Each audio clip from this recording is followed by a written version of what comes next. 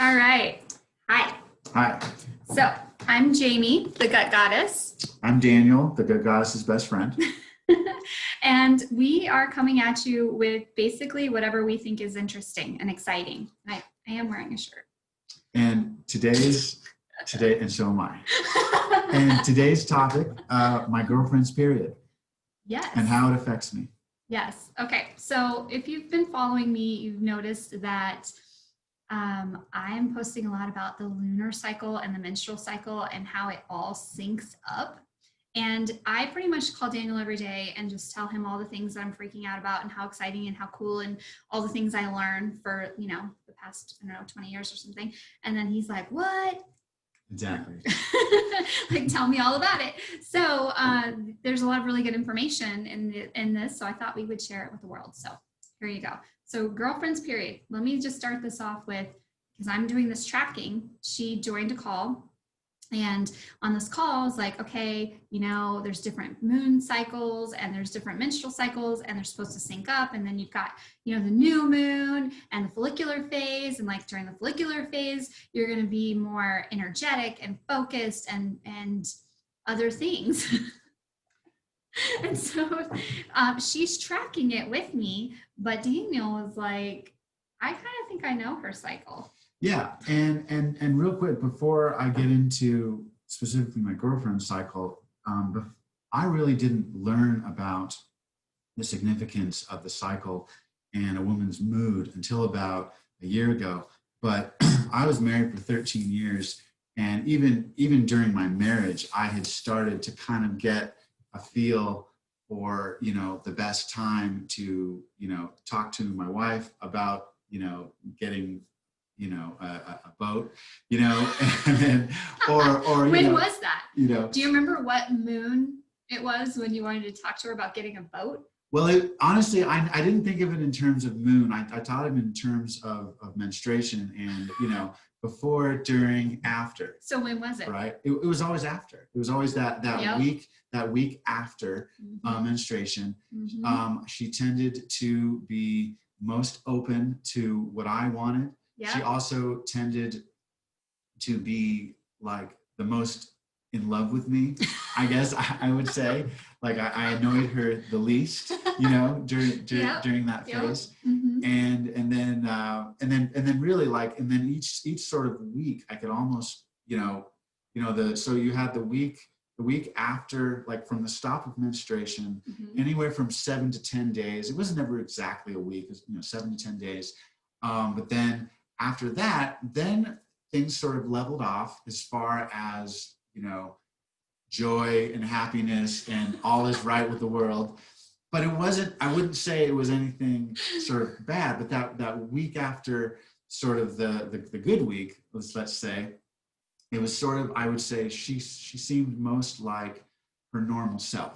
Right? Okay. Not too good, not too sad, kind of in the middle. Okay, wait, let me just figure out where we're at in her cycle. So, okay. So there's she's on the menstruation, where everything's, flowing. Right. And she's not as receptive. She's like, I need some time to myself. Well, actually, that's interesting you said that, because it's not once the flow stops. It's once the flow starts. Right. So for what it was what I noticed. Oh, you mean, and we're talking about X here, not current. Right, X. Okay. Right. Well, there are similarities. There's definitely similarities between my ex-wife and my current girlfriend, as far as. And neither one of them. Well, okay. Well, let's come back to that. Okay. So let's talk ex-wife first. Okay. Okay, because I had 13 years with my ex-wife. So you were kind of synced up to her. Definitely. Yeah. Definitely. Okay. So you're saying when she starts bleeding, she was receptive, or she was more, I needed time to myself? When she started bleeding, that was sort of, I would say, the beginning of the joy and the I feel relaxed. Okay. I would say it didn't really peak until she had stopped bleeding, but definitely not only was she getting more relaxed, but she got horny. So I would say, like, she would start bleeding and like probably the next day. Oh. Even. She would be like, yeah, let's get it on. Okay. Let's knock some boots, right? So that's interesting. I think that's probably not everybody's normal. So but that's cool. Okay. I mean, that's also true though. Did she have bad cramps? Because sometimes you want that No. when you have cramps. No, she did. She definitely didn't have cramps. And she wasn't on birth control. And she wasn't on birth control. Okay. That's correct. So this is a big thing. And another topic we'll have to come to is like birth control really jacks up your cycle because you're actually not having a real cycle. And one thing, ladies and gents, that's extremely important to know about birth control, that is, when I learned this, I was like, oh, what? How come nobody told me this? And it's that your pheromones are completely off. So if you're on birth control, you are, let's say, like attracted to the pheromones of this person, and then you get off of birth control, and then you're not. Your pheromones freaking change. I mean, this is, you know what this is? It's rude. It's rude because what happens is a lot of people that are in relationships, they, are on birth control and then they want to have a baby. And so then they get off the birth control, and then guess what? All of a sudden the lady's kind of like, I'm not like as attracted. They don't know. She doesn't know. She's like, why am I not like as attracted to you? Why am I just like hyper annoyed with you all of a sudden? Like, or why am I just not feeling this vibe? And that's one of the reasons. And when you have that shift, and I know somebody that I think that happened to, and it's like, I have a comment about this. Yes. Okay. So I've had a good number of girlfriends, and I'm not bragging, but but I have, over the years. And one thing that I always did with my girlfriends is I always got them off birth control after we started dating. And I always got them off birth control in the first 9 months of us dating. Okay. So give the guys some tips. How do you do this? Oh, well, first thing you have to do is you have to use I forget the name of the method, but it's where you pull out. Oh. Right? Like, no, I mean, how did you convince them that? How did you have sex with them? Oh, okay. How did you convince them to get off the birth control? Like, what did you tell them? Oh, well, I mean, honestly, that was never hard. Honestly. That was never really hard to do. Okay. Because birth control, well, back in the, in the Stone Age of the 90s, it was like birth control. They didn't have non-hormonal birth control. They didn't have the IUD. Or we didn't know they did, but we didn't know about it. Oh, okay. So like every girlfriend I ever had, she had the birth control that was like fucking with her hormones. Maybe she'd break out, maybe she'd get bloated or whatever, right? So I would say usually within 2 or 3 months of us getting together, I'd be like, hey, you should get off birth control. I mean, there's ways we can prevent getting pregnant. You're like, hey girl, I got a plan. Right? Because like I don't want you all hormonal, and you don't want all the breakout and the bloating and okay, so what was happening here is you were taking your sales skills and you were what we call FDBGing them, feature, definition, benefit, and grabber. And you were convincing them, which, hey, I'm glad you got them off birth control. Well, my message was selling itself. Like most girls are already halfway there. Like, yeah, I don't want to be hormonal, acne, weight gain, every month. No, that's true. Yeah. So you were an advocate for that. Yeah, definitely. I'm all about all natural. Okay, so back to where we were here. Okay.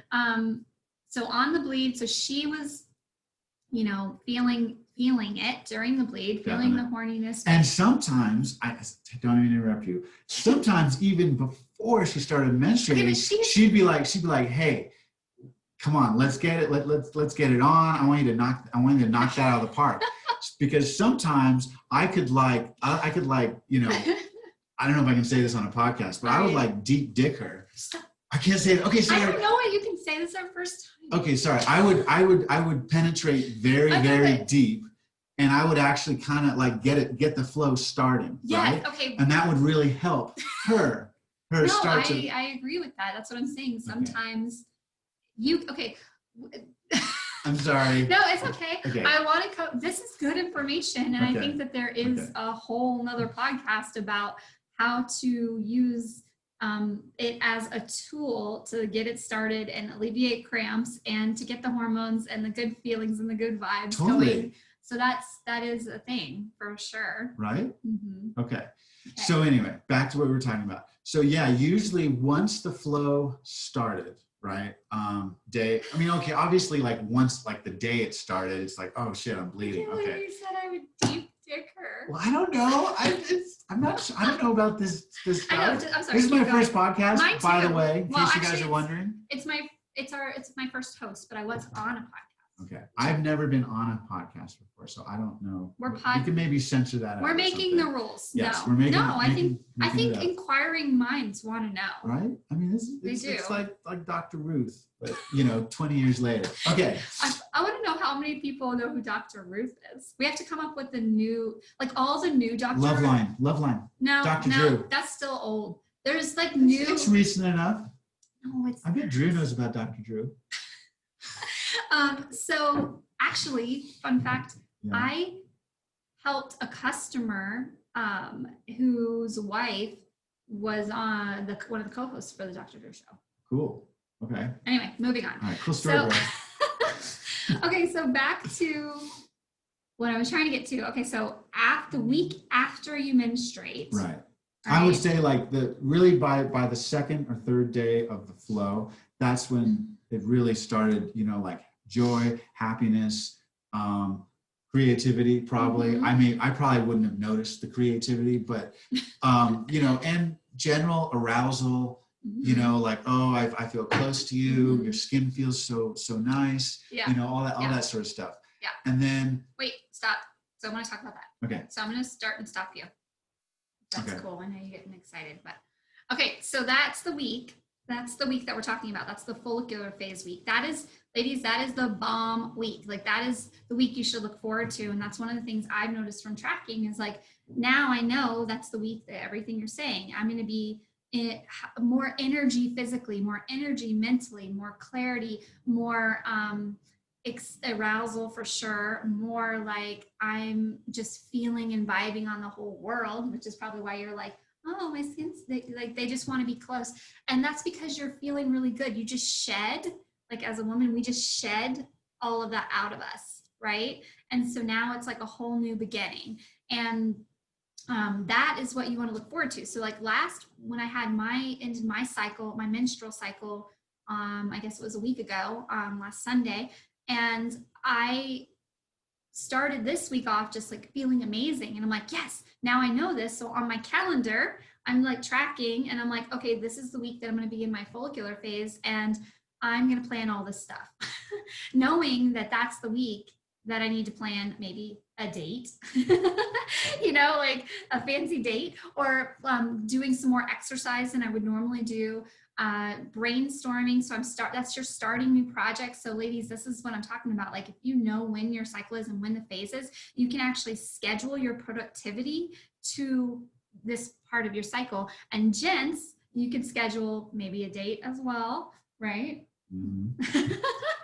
or that hike, or that outdoor activity that maybe she's not always into because of energy. Or you can buy a new PlayStation 4, For what? on that week. Well, because she's going to be the most open to your happiness, that week. Okay. Or whatever you're into, Yeah. Like, I mean, that's like your boat or your boat, or talk about possibly, some vacation that you want to take. Yeah. Oh, definitely. Because it's all about new beginnings. Yeah. Right. But make sure you plan it in the same follicular phase. Oh, you mean plan the vacation that be happening in that follicular phase? Yeah. Oh, yeah. I mean, obviously, you don't want to go on vacation. But this is so true. Like we already do. I think the men and the women in relationships, or anybody in relationships, like they already probably plan around other parts of It's hard when you're 3 or 4 months out, though, because as you know, the cycle isn't always exactly the same. But you can. Well, it's supposed to be. If you're not on it, it should be synced up. That's part of what this lunar menstrual cycle syncing group that I'm doing. In my experience, even without birth control, it did seem like it was anywhere between like maybe 26 to 29 days, but it was never exactly 26 days or exactly Oh, 27. right. That's all I meant. Yeah, but you know, kind of, and this is part of using the moon. Yeah. So one of the things I talked about in that group call that I had that was really interesting is this thing called the red bleed and the white bleed. And what it is that in, you know, our instinctual, like in the old tribal times, when the women, they would bleed on the new moon, which is called the white moon. Oh, but yeah, interesting. so that except for the caretakers and the shamans and the mothers of the tribe, like the ones that would take care of the tribe, they would actually be on a different cycle. They would be on the full moon, which would be called the red bleed. And that was because they needed to be on a different ovulatory cycle, so that they could take care of all the women during their period. And so a lot of times what happens and how this instinctually kind of stays in our body is that when you are taking care of others more than you are paying attention to yourself, like when you're like really just giving out, like you're a healer or you're a mother and you're just like focused on everybody but yourself, you generally sync up with the full moon and get on the red bleed instead of the white moon. And so like I've always been on a red bleed. I've always had my period on the full moon, and now I'm transitioning.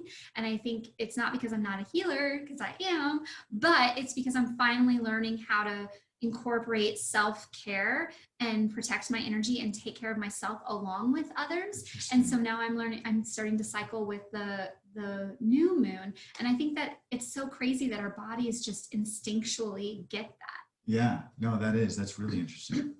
Yeah. So, okay. So now, what comes after? What have you noticed from all of your lady friends? So then after the follicular. So after the follicular, which is anywhere from 7 to 10 days, then I usually have what I think of as a week of just normal, not too hot, not too cold, right? Again, that's my observation. I don't know what's actually going on inside the body, but and then after let's call it the normal phase, then the PMS stage, a technical term for the PMS stage, but let's clarify, what do you mean by PMS? Okay, so I would say little things start to bother her, like in the case of my ex-wife. I used to make oatmeal. Well, I still make oatmeal for myself in the morning, but it's basically this sort of watery oatmeal that I just like plain oatmeal, and I add some water and then I microwave it for a minute, but it hasn't really solidified, right? And so evidently, slurp it. And I slurp it, and it totally grossed out my ex-wife. Oh my God. Like so much so that one of the things she said during our divorce was that at least I'm not going to have to listen to you slurp that fucking oatmeal, every morning. Dude. So this third week, this PMS week that I'm calling it, that would, she couldn't even be in the same room with me when I was sipping my oatmeal. Okay. Right? So stuff like that. I would also say definitely not in the mood to make plans, not in the mood to, we would often be doing our own thing, on that week. Like we didn't necessarily agree on what we wanted to watch on TV. We would still have sex, right? But I definitely, it was more what I would call transactional sex, as opposed to like love making, type sex. It was like we just would do it to get ours, to get that release. But it wasn't what I would call that loving, right. Oh, your skin feels so nice, type of sex. Right. And then, and I would say that would kind of build, to just a couple days that would just be like max annoyance, I guess I would call it. So this lasted what's that? How long did this last? A week? Anywhere from 3 to 7 days. Oh, okay. It wasn't always a full week. You're making it sound like it lasted a freaking lifetime. Well, because it was not your favorite 3 to 7 days of the month. I was a younger man, but I was less patient back then. Okay. But I would say anywhere from 3 to 7 days. Okay. Obviously, that 3 to 7 days was affected by outside things, you know, so like if it was a rough week at work, that would make it a rough week at home. Oh, But yeah, if, you know, that's but the if we were worst. in Hawaii and we had this, As you do. you know, as I do, if we were in Hawaii that week, it wouldn't be too big of a deal. It would still be there. Okay. So you're saying she was emotional. Yeah. More emotional in that time frame, that things could affect her positively or like, you know. Definitely. However, and this might have been just specific to my ex-wife, but it definitely wasn't like she was like high, low, like crying, happy, sad, whatever. Right. It was definitely more of the negative emotions during this time. It was annoyance, you know, maybe a little anger, but it wasn't like she was like all over the place. Okay. And then, and in fact, and then usually what would happen towards the end of this period, like what I was talking to you before, and end of this week, which she would say something to the effect of, "Hey, my period I haven't started flowing yet. Can we do it? You know, and I want you to deep dick me so that we can get the flow started." You know, oh my God. and usually, and so if I could do that and get the flow started, then everything we would get into that flow stage, and then be, you know, it'd be all good. Okay. So that. All right, so this is perfect because I love hearing your perspective on this, and it sounds like that. I think what I'm finding out is a lot of partners are reaching out to me and saying, you know, I want to learn more about this because I want to attract my partner, or I want to know. So I didn't realize that men kind of did this on their own, but really what I'm getting, it was all kind of around you. Like it was around, when can I have sex? When can I make her happy? Or when can, you know, so that's really interesting because women don't think like that at all. It's so funny how we're just like, it's all about me, and you're like, it's all about, but how can we make this right together? But, I'm getting better. Okay, good. I'm now thinking more about my girlfriend's feelings and what she's going through. Yeah. Now that I'm a little older, but definitely not when I was married. Okay, no, that's good, and that's what happens when you know, young love. Right. Oh, sorry, the cat's in the bathroom. Sorry. Okay, so the cat's out of the bag. But anyway, so what my point is every woman is different, obviously, and everybody's cycle is a little bit different, but this whole point of lunar cycle and menstrual cycle sync up is to kind of get us on the same kind of path, so you know what to expect. Because I do think when your hormones are off, and I'm not judging her saying this, but I can pretty much make a call that because in her ovulation phase, she was on these super highs and lows and ups and downs, then she probably had a disruption with some of her hormones. And because that's not normally the level of what you should be experiencing. So the way that it should work is if you're ovulating with the full moon, you should be in your full power of communication, collaboration, attraction, if your hormones are right. So sometimes if you have too much progesterone or too much estrogen, or it's not the right balance, then you have what has been labeled PMS, which don't like to say that at all. So, but that's part of it. And if you are at good hormone balance, you shouldn't have these symptoms. You shouldn't have these extreme highs and lows. You should be emotional, yes, because you have different hormones going through, but you should also be, if you're synced up with the full moon, if you think about the full moon is bright and it's full and it's attracting, and same thing as your body, as you're ovulating, you're attracting, you're getting ready. Like, you know, it's like that. And a lot of women will tell you that they feel like there's just times when they're walking around and everybody's looking at them like, damn girl. And you're like, why is everybody staring at me? And it's not like you look any different, but you're glowing and you are in this stage of attraction because you're ovulating, right? You get it? Actually, there's a really good book that was called Sperm Wars. Have you ever heard of this? This book is amazing. Everybody should read it. And I used to, when I lived in San Francisco, and I would ride the BART, which is kind of like the subway system there. And the cover was like a comic of sperm. and like the sexual stuff. So I would like put it inside of another book and read it on the BART because you know everybody's nosy. Everybody's nosy on the BART, and they're just like, "What are you reading? What are you doing?" And I'm like, "Leave me alone. I'm reading about sperm." So, but anyways, so Sperm Wars. It talks about how we are so. This is why I wanted to share this with the world. But we are always off and on subject. It's hard. We always come back, y'all. We always come back. We always circle back. It just takes a hot minute. Okay. So the Sperm Wars book, it talks about how the sperm are actually really intuitive and that they know. So like there's different like defensive sperm. Huh. There's like linebacker sperm. And then there's like like a platoon. Yes. Like a platoon, yeah. And there's like brainy sperm. You got the recon. Like, yes, you know, yes. Got the phalanx. Totally. And so like when they go in, they like, you know, because they're thinking that they might have to fight off other sperm. Like your sperm versus his sperm. Totally. And so they know what to do and they go in there like all ready for game on, you know, like we're getting there, you know. and then the other thing that it talks about is that if you're more likely to get pregnant if you I know this is effed up, but you're more likely to get pregnant if you cheat.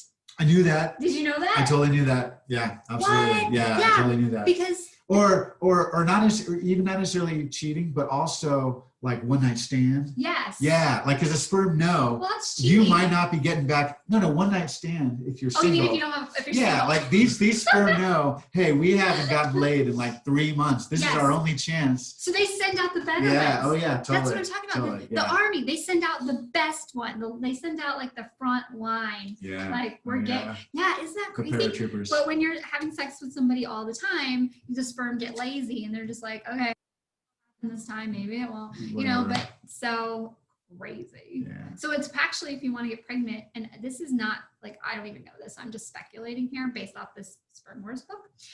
What if you maybe just don't have sex for a while, like you withhold it, and then you like? I wonder if that's a thing. Could be. We'll have to look. We're gonna look into that. Yeah, we're gonna get back to you on that. That could be a thing. So then also because I wonder though how much connection is it between the brain and the sperm production well obviously versus just the physical area of not having a lot of sex, like which is controlling what sperm gets sent, because how do you the brain has to know like I don't know you're not my partner, or maybe it's a pheromone connection. Okay, no, that's true. Yeah, so it would be brain. Okay. So if that's the case, then it probably wouldn't, you couldn't just not have sex for a week. We're coming back to this. Although, you know what though, fertility doctors, fertility people, they... Have you seen a fertility doctor? No, I haven't. But I... Sorry, that's some BFF action. I know. I don't know every single thing about you. No, well, it's okay, keep going. I know unnamed people that have seen fertility doctors. Okay. And they have said that one of the techniques of helping someone get pregnant is waiting, not masturbating, not having sex until ovulation. So yeah, there might be a little bit. Might be a little bit to that. And on the ladies' side, there's so much to that, which I actually have some clients that I'm helping right now that their goals are they want to get pregnant, and so what we're doing is really making sure that their microbiome is in check, that they're healthy, because you pass on any food inflammations or sensitivities to your baby. Yikes, you don't want to do that. And also, if you are going to do fertility and your nutrition and your microbiome and your gut health is not in check, it could mess with the ability to get pregnant. And so all those fertility treatments, so that's a big deal. So we're working with them. We did like this really cool thing called a GI map, and it just like totally maps out your gut and tells you everything that's in there, like good bacteria, opportunistic bacteria, any pathogens, and really and then we also do a food sensitivities test, so it tells us like what are they eating that's causing different hormonal spikes in their body or different inflammation spikes in their body, and so you get all that balance, and then it puts you in a really good place to be able to conceive. So pretty awesome. Cool. All right, where were we? Okay, so ovulation. Yes. So you're attracting. Yeah. And then, but yes, your hormones do change. And then you should be going into the waning, which is the luteal. So let's just recap. So most women, if they're not on birth control and they're synced up to the new moon, you would bleed on the new moon. And that would be a time, that's your menstrual cycle. And that would be a time of kind of inward reflection, resting, evaluation. Your body is getting ready to shed what isn't serving it. So your brain is kind of thinking that too. Like, what do I need to shed? That's, like, what do I need to get rid of? Obviously, I know that was a little bit different with your experience for 13 years, but generally women, and, yes, it doesn't mean that they're not horny. Like, or they want, like, help, I have cramps, do something, help me out. But the other thing is, that's really the time of their inward reflection and let me just shed. Okay. Mm-hmm. And then you go into the waxing phase, which is what we're in right now for the new moon. Did you see the moon last night? Yes. Dude. Yeah. Okay. So we live in Colorado and unfortunately we have forest fires right now and it's devastating and sad. But what's bittersweet about it is the sky, we're getting like super crazy sunsets and the moon, sunrises, moonrise. Oh my God. Oh yeah. The moon was yellow, not silver. And I actually say this to like the sun. Yeah. Yeah. Yes. Yeah, and it was totally. a crescent. It was like a perfect waxing crescent, but like yellow. It was like, I was thinking, oh my gosh, we need to make a new Total Recall movie with this moon.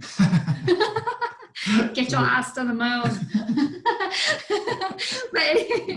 but anyway, it was crazy cool. So then you go into the full moon. So it's waxing into the full moon. And then full moon is really when you should be ovulating, and in that communication, collaboration, attraction, ovulation. And then you go into the waning moon, and that's your luteal phase of your cycle. And that's where it's kind of your more focused, detail oriented. You want to finish the project. So waxing moon, you want to start the projects. Waning moon, you want to finish the projects. And then that goes back into, so that's kind of the way it's supposed to sync up. Now we're not all like that. And so my current girlfriend, she's got an IUD. It's a non-hormonal. It's copper. Okay. It's copper. Oh, you know all about it. Okay. So maybe Jamie should talk about the IUD. But I know that she, for the most part, does bleed on the full moon or around the full moon. She actually finished with me, so because we're tracking, so she is in the middle. She is. Oh. So it was basically she said she started on the full moon, but it went longer. It kind of went spotted a little for the week, and then it kind of came back. Yeah. Yeah. Okay. Yeah. So her cycle went longer, so it went into the waning moon. Oh, okay. That's what I'm saying. This isn't like an exact thing, but there are things that you can do to sync up. So like if you're just like, I don't know. So there are ways that you can sync up to the full or to the new moon. But I mean, anyway, It's more important that you track yourself and that you know where you're at and what your feelings are that. And I definitely think that it's important. Like for instance, my girlfriend, she definitely, I actually had to kind of mention to her, it was about a month ago. I was kind of like, we have kind of similar conversations the same week of every month. And I mean that in a very nice, polite way. I don't know, that sounds kind of like oh, I'm annoyed. It wasn't that I was annoyed, but I've been noticing it like all year, that like certain weeks she is worried about things. Other weeks she's not worried. Other weeks she's ready to start new projects, right? Mm-hmm. And so about a month and a half ago, I was like, you realize that all of these sort of these attitudes and these things are based on your cycle. And it kind of blew her mind. Like she's like, what? Because she had never really taken the time to pay attention to even really when she was menstruating. Whereas because I've had experience with this, I've been, ever since we started dating, I've been very conscious of, okay, she just finished bleeding. I know that this next week is going to go a certain way, and the next week. And I never really said anything to her because I just assumed that all women like knew about this stuff. But ever since once I told her, she's like, whoa, really? Yeah. And so she's been keeping a journal of her attitudes and what's going on with her. and basically what, when she was bleeding, when she was not, and all this stuff. And it's been only really the first month and a half that she's been doing it. So I don't think she's gotten that much from it yet. I think she's going to have to look at, like a 3-month or a 6-month period. But women, if you're not doing this, you really should, because from my perspective, and from, I think, some guys' perspectives, if they're paying attention to you, it's pretty obvious. Like, it's pretty obvious, I can almost tell from what we're talking about where you're at in your cycle. So it's, Man, yeah. very in tune. Thank you. Well, and I think also there's something about the cycle that maybe, and I don't know if this is something evolutionary thing, but it almost makes you maybe not forget, but it makes you not pay attention because of the ups and downs. I don't know about that. Okay. Well, it seems like it's easier for the guy to keep track without having to write stuff down. I think that I don't know about that. No, I think that's just by different women have different. Lives. Yes. Okay. Yes, and I also think that that's your perception of the situation. Well, but that isn't just my experience with my girlfriend. I know. And I was telling when she starts talking softly, she's trying to be polite. And what she really wants to say is, shut up. You don't know what you're talking about. No, I know. They're there. They're there. Silly little man. Well, no, but I do think it's really interesting, and I love that you're in tune to that. And I think that a lot of men are, and same thing. Yeah. I think they are, even though they don't know that they are. Oh, like, okay. That's like true. We're not, like, maybe they're not sitting there being like planning it out. Like, and that's, marking their calendar. Yeah. Totally. But I feel like that's what we're asking both of you, ladies and gents, or just, anybody who's in a relationship that has somebody who's going through, hormonal changes or cycles or whatever. Okay, one real quick thing. I just have to argue my point one more time. Then you can tell me I don't know what I'm talking about because I'm not a woman. So I never said that. To me, it seems like it's similar. It's similar to the way parents, moms especially, tend to look back on the days when their children were growing up. They tend to look back on those times with this sort of rose-colored glasses eye thing, and they tend to forget more the bad times, and they tend to remember the good times more than the bad times about the upbringing of their children. I think it's a similar thing with women in their cycles, is they tend to not remember as much of the bad parts of the last month as they do the good. The same way they do when we break up with guys. Okay, yeah, perfect example. Right? Well, that's a whole nother podcast that we can go into. The brain connection. Just so you guys know, I'm a gut brain specialist. Like, that is what I am. I'm a mind, body, gut connection. Like, my whole thing with the gut goddess is how to help you learn to trust your gut when that comes to your gut health and your brain intuition. And so we should definitely come back to this, the brain part, because of seeing it that way, because I have a lot to say, and I'm sure you do too.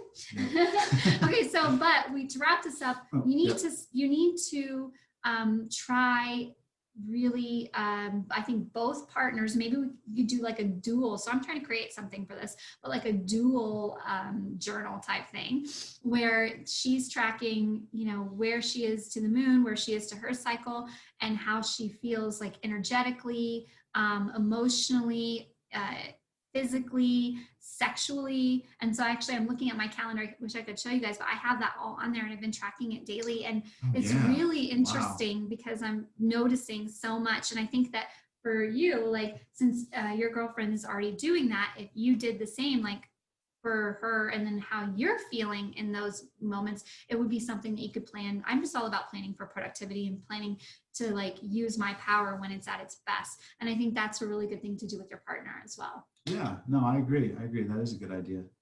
All right, cool. Well, we are gonna do this more, and I'd love if you guys hit me up or DM me or post anything about what kind of subjects you'd like us to cover and debate and ramble on about. Daniel and Jamie in the morning. Yes. Okay, bye. Bye.